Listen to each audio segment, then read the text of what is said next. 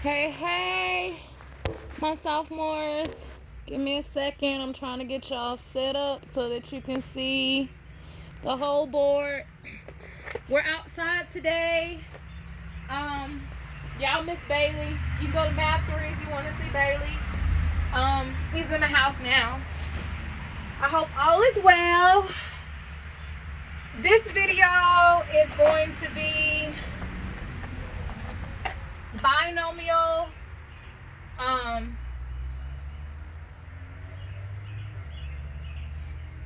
multiplied by polynomial. Now, yeah, I wrote Scribble Scrabble, but it's on the handout Miss Wilkerson gave you. Okay. Actually, and what we're going to actually do today is going to actually be a binomial multiplied by a trinomial. So let's set our problem up. And I'm going to actually be going over the distribution method because I believe that the videos that Miss Wilkerson provided for you guys was thorough enough for you, if you prefer the area model, aka box method, that you could get that on your own. So what it didn't do is it didn't go into great detail with the distribution method. And or FOIL. Miss Currents loves this method. So that's what I'm going to go over with you. So with the FOIL method, we're going to multiply this term times this term. And if you looked at the chart that I provided for you, when you multiply your bases, you add the exponent. So this is an understood 1 right there. So now this becomes x cubed. Then I'm going to multiply x times 3x. That's the understood 1. So that's plus 3x squared. And then I'm going to multiply this x times a negative 4. So that's minus 4x.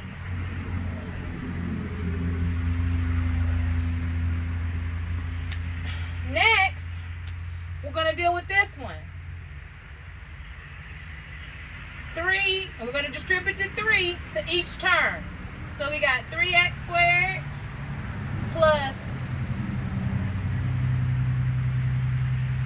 9x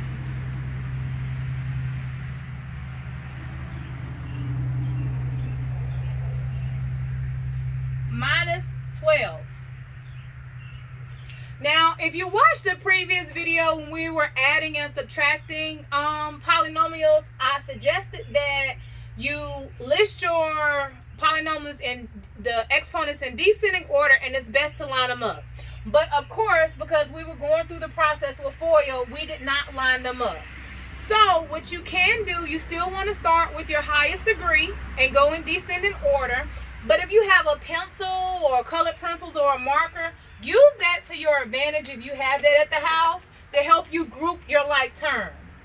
So my highest degree is a 3. So I'm going to put a squiggly line. So that's going to go first. X cubed.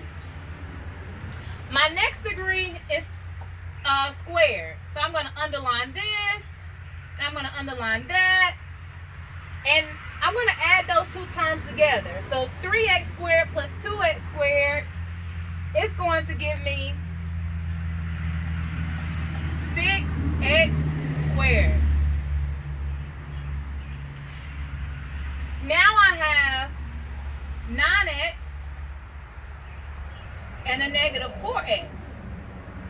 And if you don't have colored pencil, you see I'm using the black for everything, but I'm making different marks. So I'm boxing those. So 9x minus 4x, or negative 4 plus 9x, negative 4x plus 9x. So I always like to deal with the bigger number.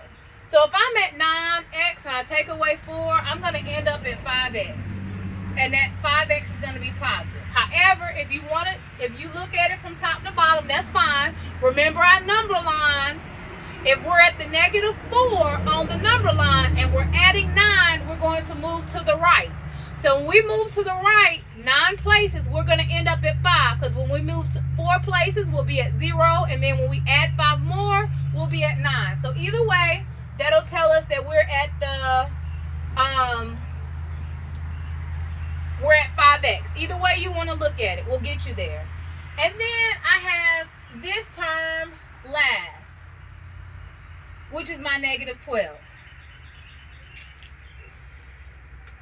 So again, you want to go and distribute your first term to each term in your second parentheses. Then you want to go with your second term and distribute it to each term in your second parentheses and set it up like this.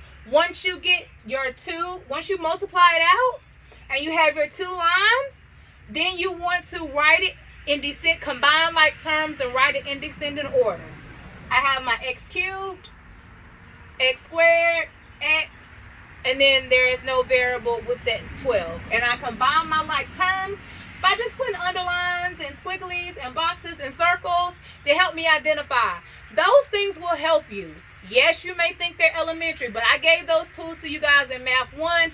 Please use them until you're able to eyeball what matches with what and what terms you can combine with what term. It will be very helpful in doing that. Let's do one more.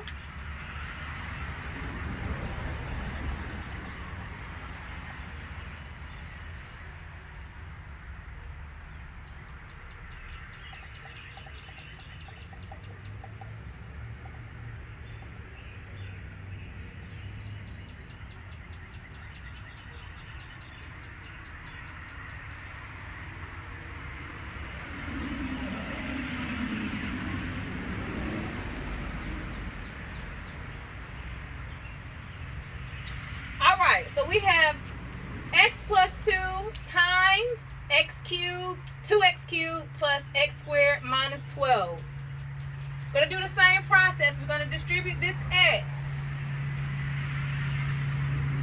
to each term. Remember, this is an understood one, and we're going to add them. So 1 times 2 is 2, and then we have x to the 4. Then x times x squared, we're going to add those exponents together. We're going to get to x cubed minus 12x. We go with the second row.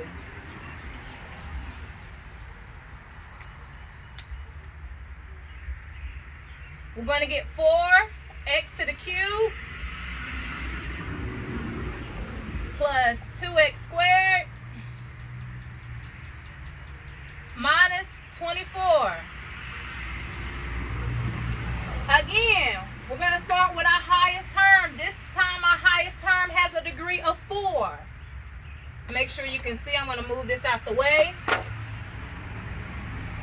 I don't have any like terms with that, so again, I'm going to make my squiggly line. So I have 2x to the 4th. I have an x cubed and a cube here. So we're going to combine those two like terms, and I get 5x cubed. Then I have 1x squared. So 2x squared. And we're going to circle this one. Minus 12x. And then this is by itself minus 24. So again, we distributed the x to each term.